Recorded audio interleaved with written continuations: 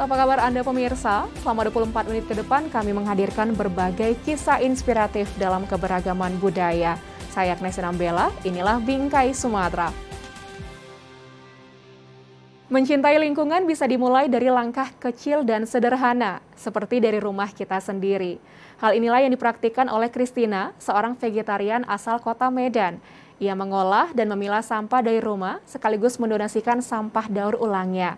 Ia juga membuat kompos dari limbah dapur dan yang lainnya. Seperti apa sosoknya pemirsa? Berikut liputan selengkapnya untuk Anda.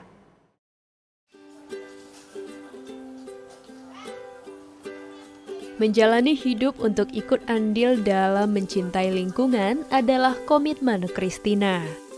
Komitmen ini dimulai dari diri sendiri. Sejak April 2020, anak muda asal kota Medan ini tidak mengonsumsi daging. Saat ini, ia mengonsumsi makanan dari bahan nabati. Dari segi dampak lingkungan juga saya merasa kayak berpengaruh banget, meskipun hanya dengan bervegan tidak mau makan daging, saya udah membantu untuk menghemat lahan, menyelamatkan hutan, dan menghemat air karena industri peternakan mengkonsumsi banyak sekali lahan dan mencemari air. Cara lain mencintai lingkungan yang dilakukan Christina adalah dengan melakukan pengolahan sampah organik di rumahnya. Caranya dengan mengolah sampah organik menjadi pupuk kompos untuk tanaman yang ia tanam di rooftopnya. Lalu, bagaimana dengan sampah anorganik? Untuk mempermudah pengumpulan sampah anorganik, Christina meletakkan wadah di 3 titik di rumahnya, seperti di dapur, ruang tamu, dan tokonya. Tidak hanya bekerja sendiri, Christina juga mengajak dan mengedukasi keluarganya untuk mulai peduli akan pentingnya pemilahan sampah. Nah, setelah sampah anorganik dikumpulkan, barulah ia memilah sampah ini berdasarkan jenisnya, yaitu sampah anorganik yang bisa didaur ulang dan sampah anorganik yang menjadi residu. Untuk sampah anorganik yang bisa didaur ulang, Christina menyumbangkannya ke komunitas Roda Hijau. Komunitas yang mempunyai visi pengolahan sampah yang berkelanjutan dan berbasis masyarakat. Ini memang hal yang seharusnya kita lakukan karena sampah itu tanggung jawab kita sendiri sih sebenarnya. Jangan dilemparkan ke orang lain. Bukan berarti kayak kita buang sampah ke tong sampah, akhir dari perjalanan sampah itu udah selesai. Tidak, itu hanya berpindah tempat saja. Jangan karena sampah kita malah orang lain yang kena akibatnya.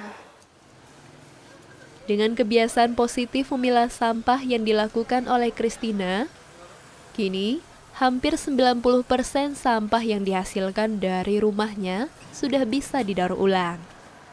Tim komunitas Roda Hijau juga sangat senang dengan aksi Christina yang mau berperan aktif dalam memilah sampah dan ikut hari angkut sebagai user VIP atau Very Important Pemilah setiap bulannya. Harapan kedepannya Kak Christina terus berlanjut nih dalam memilah sampah dan mengolah sampah dengan baik dan bisa menjadi contoh bagi kita semua. Dimulai dari rumah, memilah sampah dari rumah, kemudian kan pasti akan diikuti oleh orang sekitar gitu, terutama keluarga. Maka akan mengubah kebiasaan untuk memilah sampah dan mengolah sampah dengan baik. Banyak cara yang bisa dilakukan untuk menjaga lingkungan. Bahkan bisa dilakukan dari diri sendiri dan di lingkungan tempat tinggal sendiri, seperti yang dilakukan oleh Christina. Bergerak dalam bidang sosial, budaya, dan pendidikan, komunitas Turun Tangan Binjai terus berinovasi untuk menebar kebaikan. Komunitas ini juga memiliki program pengembangan minat dan bakat, salah satunya kelas menari yang bernama Sanggar Teras Budaya. Di sanggar ini, anak-anak tidak hanya dilatih menari, tetapi juga diajarkan makna dari tiap gerakan tarian. Selengkapnya dalam liputan berikut. Turun Tangan Binjai, sebuah komunitas yang bergerak di bidang sosial, budaya, dan pendidikan. Untuk mewujudkan misinya ini, mereka pun memiliki sejumlah program. Salah satunya program pengembangan kelas minat dan bakat yang disebut program Passion University. Program ini memiliki konsep berlatih sambil bermain. Anak-anak, terutama anak marginal, diajak berlatih meningkatkan kemampuan dan rasa percaya diri. Seperti kelas menari yang ada di Sanggar Teras Budaya. Kalau di kelas Passion University sebenarnya ada 8 kelas ya, tapi yang berkembang pesat itu kelas tari. Kenapa ya? Mungkin melalui dari tarian, karena musik dan tarian itu adalah satu gerakan universal. Universal dalam arti yang banyak mengandung makna, banyak mengandung mengandung rasa gitu ya. Dan bisa mengungkapkan sebuah ekspresi melalui gerak dan musik gitu. Sanggar Teras Budaya mengajarkan seni tari secara komprehensif. Anak-anak diajarkan mulai dari teori seni tari, unsur-unsur seni tari, kultur budaya, ciri khas budaya, hingga makna gerakan tarian yang diajarkan. Karena sanggar ini tidak hanya berfokus mencetak penari, namun membentuk karakter anak-anak untuk mencintai budaya bangsanya melalui seni tari. Para pelatihnya juga orang-orang yang sudah berpengalaman di bidangnya. Seperti kali ini pemirsa, Sanggar Teras Budaya menghadirkan seorang pelatih tari Serampang 12. Kini, sanggar yang sudah ada sejak Januari 2020 ini memiliki 34 peserta didik. Mereka berlatih setiap hari Selasa, Kamis, dan Sabtu. Anak-anak diajarkan beragam jenis tarian tradisional. Setiap bulannya, Sanggar Teras Budaya juga mengadakan pagelaran budaya. Sebenarnya gini, di kelas Teras Budaya ini, kami selipkan kelas pembentukan karakter ya. Kebetulan memang background saya psikologi, jadi saya menyelipkan konsep-konsep pembentukan karakter di anak-anak melalui games edukasi. Kemudian kita juga membuat sebuah pagelaran-pagelaran agar mereka latihan mempunyai target gitu ya, dan targetnya apa? Ya udah sebuah pagelaran gitu. Sebuah capaian gitu. Raisa Nadiendra, salah satu peserta didik di Sanggar Teras Budaya, merasa sangat senang bergabung di sanggar ini. Ia dan teman-temannya bisa berlatih dan menambah pengalaman. Bagi Raisa sih, Sanggar Teras Budaya ini dia bukan hanya sanggar yang memang mengajarkan tarian saja sih. Dia di sanggar ini ada memang dilatar belakangi rasa kekeluargaan di sini ada. Jadi emang tidak berfokus hanya untuk sebagai mengajari tarian saja. Di situ sih senangnya, jadi bisa kumpul bareng-bareng kawan-kawan, jadi nggak ada rasa malu-malu kalau udah di sanggar ini gitu. Diharapkan dengan adanya program pengembangan minat dan bakat di Sanggar Teras Budaya ini, kepribadian generasi bangsa khususnya anak-anak di Kota Binjai menjadi cerdas dalam berpikir, bijaksana dalam mengambil keputusan, tegas dalam bertindak, berakhlak, serta cinta budaya.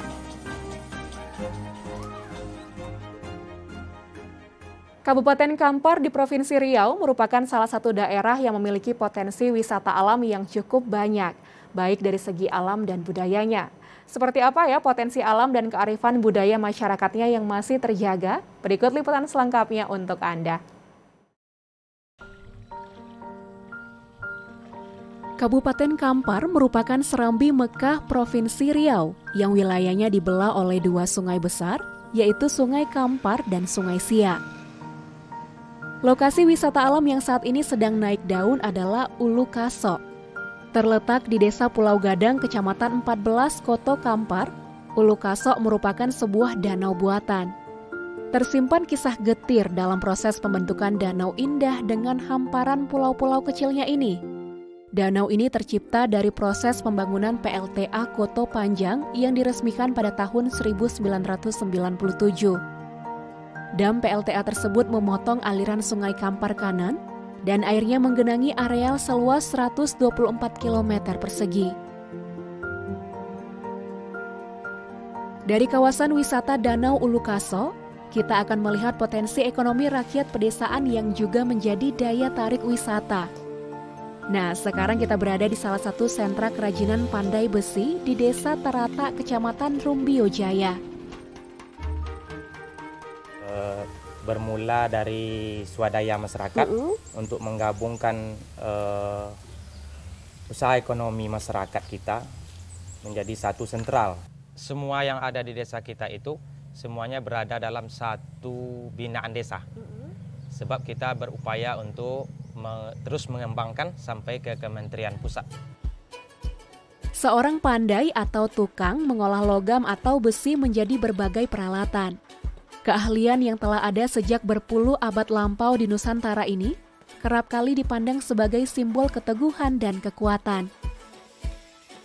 Di desa ini, setidaknya ada 100 sentra kerajinan pandai besi. Permintaan tidak hanya datang dari dalam negeri, tetapi juga luar negeri seperti Malaysia, Thailand, dan Singapura. Peradaban masyarakat di Kampar pada mulanya berawal dari tepi sungai. Sampai saat ini pun, kita masih dapat menjumpai jejak peradaban tersebut di sepanjang tepi Sungai Kampar. Salah satunya adalah Desa Wisata Pulau Belimbing Kuok di Kecamatan Bangkinang Barat. Salah satu desa tertua di Kabupaten Kampar ini masih memiliki rumah-rumah tradisional Kampar yang dikenal dengan sebutan Rumah Lontio. Salah satu rumah tertua di Kenegarian Kuok. Ya, karena apa? Karena di Rumah Lontio yang kita amati sekarang terdapat begitu banyak ornamen, Bu, yang bisa kita maknai, yang memiliki filosofi tersendiri dalam sebuah tatanan kehidupan masa lampau, masa itu dan masa yang akan datang. Karena Rumah Lontio ini memiliki dua fungsi. Di samping tempat tinggal keluarga, dia berfungsi sebagai rumah adat, tempat musyawarah dan mufakat. Rumah Lontio jika diartikan ke dalam bahasa Indonesia bermakna rumah yang lengkung. Bentuknya menyerupai lancang atau perahu yang melengkung. Ini menggambarkan kisah sejarah nenek moyang mereka yang merupakan penjelajah samudra. Konstruksi bangunan disesuaikan dengan kondisi alam. Selain tahan pada guncangan gempa bumi, rumah ini juga dirancang untuk menghadapi bencana banjir dan serangan binatang buas. Benda-benda peninggalan sejarah persukuan Kuok saat ini tersimpan di 3 rumah ahli waris. Jumlahnya yang sudah terdata setidaknya ada sekitar 600 benda. Sebagian benda-benda bersejarah tersebut tersimpan di rumah milik Pak Syarkawi. Penelitian benda-benda bersejarah ini sudah dilakukan oleh berbagai pihak terkait. Hasil penelitian tersebut mengungkap bagaimana sistem kehidupan di Kenegarian Kuok yang telah memiliki peradaban yang tinggi dan maju di masanya. Perjalanan kita kali ini sesungguhnya belum menjamah seluruh potensi wisata yang ada di Kabupaten Kampar. Namun begitu, semoga dapat memperkaya diri kita akan pelajaran hidup. Salah satu potensi yang sedang dikembangkan oleh warga Desa Sugihan, Kecamatan Juhar, Kabupaten Karo adalah minyak serai wangi yang memiliki beragam manfaat. Inovasi ini diharapkan dapat meningkatkan perekonomian masyarakat desa. Desa ini juga memiliki pemandangan alam yang begitu indah sehingga ditetapkan menuju desa wisata. Kami akan mengajak Anda untuk menyusuri keindahan alam dan potensi Desa Sugihan dalam segmen Sekitar Kita kali ini.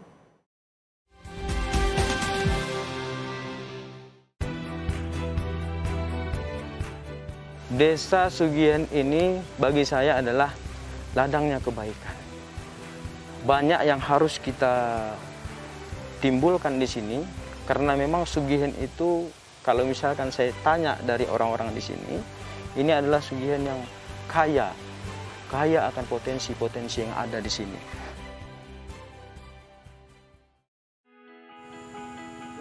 Selamat datang di Desa Sugihan.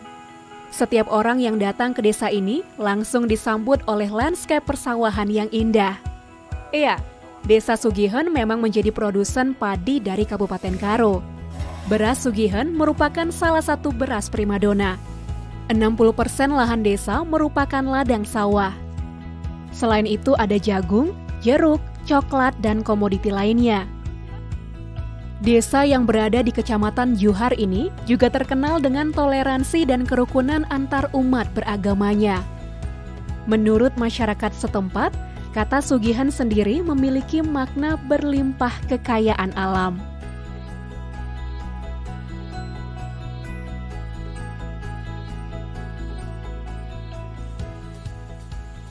Halo pemirsa, saat ini saya sedang berada di Desa Sugihan yang ada di Kabupaten Karo. Mendengar kabar kalau desa ini sedang mempersiapkan diri menuju desa wisata, saya tertarik ingin berkunjung melihat indahnya alam Desa Sugihan.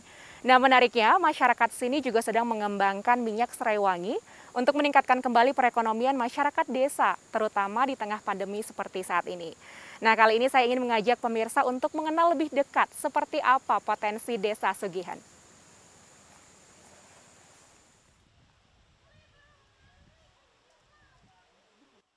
Serai wangi merupakan komoditi baru yang mulai dilirik oleh para petani di Desa Sugihan sekitar 2 tahun lalu. Salah satunya Yahya Sembiring. Selain memiliki prospek yang bagus, menurut ayah dari 2 anak ini, budidaya serai wangi juga tidak rumit. Serai wangi dapat hidup di lahan-lahan sempit. Biaya operasionalnya juga tidak mahal. Tanaman ini bahkan dapat mencegah terjadinya longsor maupun erosi. Setelah memanen serai wangi, Yahya akan menyuling daunnya menjadi minyak atsiri. Bisa dikatakan permintaan akan minyak serai wangi cukup tinggi. Harganya stabil bahkan cenderung meningkat. Tidak heran, komoditi ini menjadi primadona bagi kalangan petani, termasuk bagi pria berusia 29 tahun ini. Saat ini, Yahya Sembiring dan rekannya masih menggunakan alat penyulingan sederhana dari drum bekas. 6 tahun menetap di Sugihan, ini adalah inovasi yang Yahya lakukan untuk membangun desa. Ia berharap produk minyak serai wangi ini dapat mendukung perekonomian Desa Sugihan, terutama di masa pandemi seperti saat ini.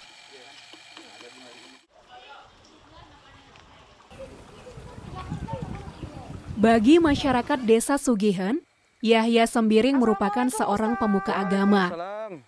Ia dipanggil dengan sebutan Ustadz Yahya. Kali ini, saya berkesempatan mengunjungi Ustadz Yahya di lokasi penyulingan minyak serai wangi. Hama yang ada pada tanaman itu bisa pergi, bisa hilang. Ke atas boleh? Oke, boleh. Dari mana nih Ustadz? Ayo kita boleh ke atas. Iya.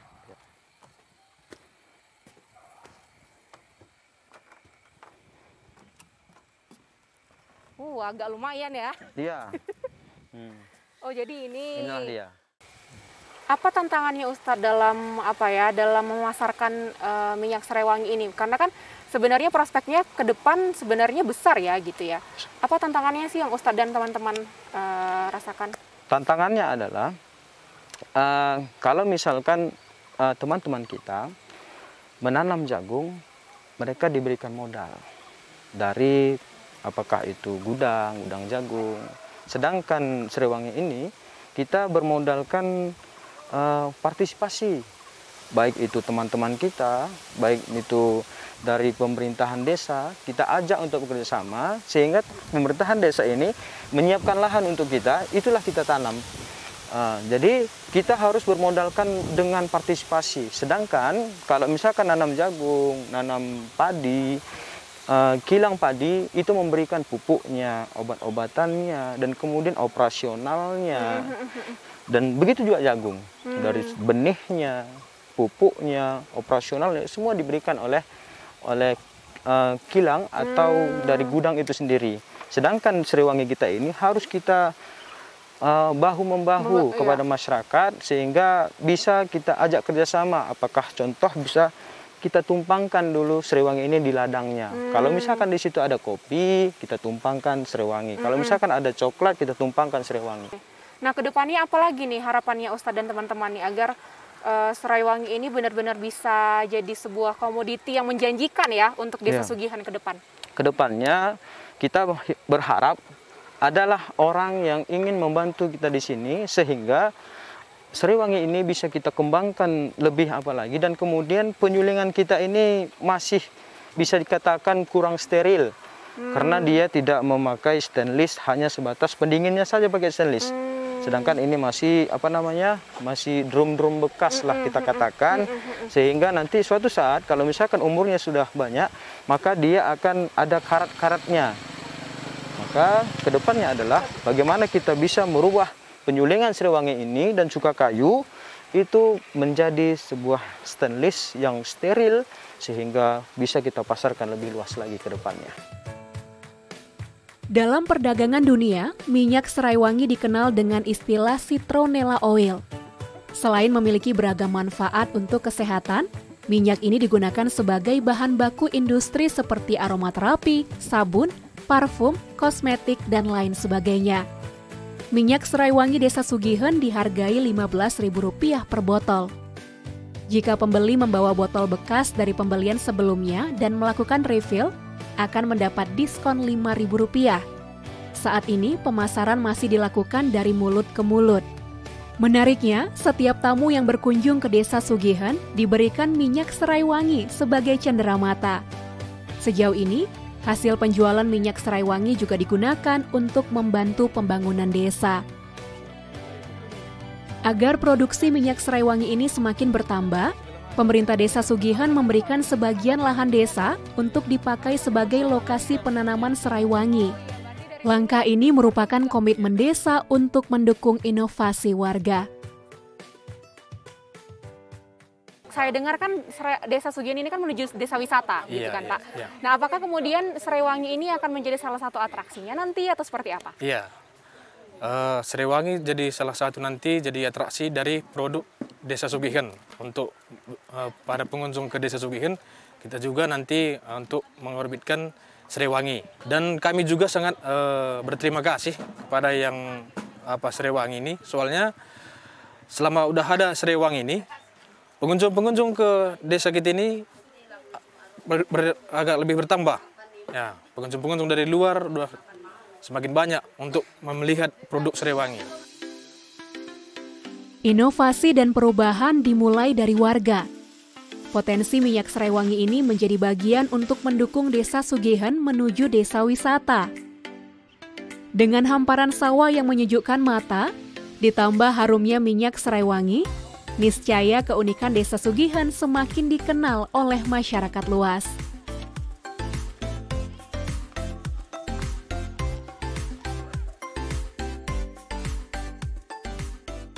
Sekian program Bingkai Sumatera. Jaga diri Anda dengan menerapkan protokol kesehatan 5M dimanapun Anda berada. Memakai masker, mencuci tangan pakai sabun dan air mengalir, menjaga jarak, menjauhi kerumunan, serta membatasi mobilitas. Tetap semangat menyebarkan kebaikan. Saya Agnes Sinambela pamit. Sampai jumpa.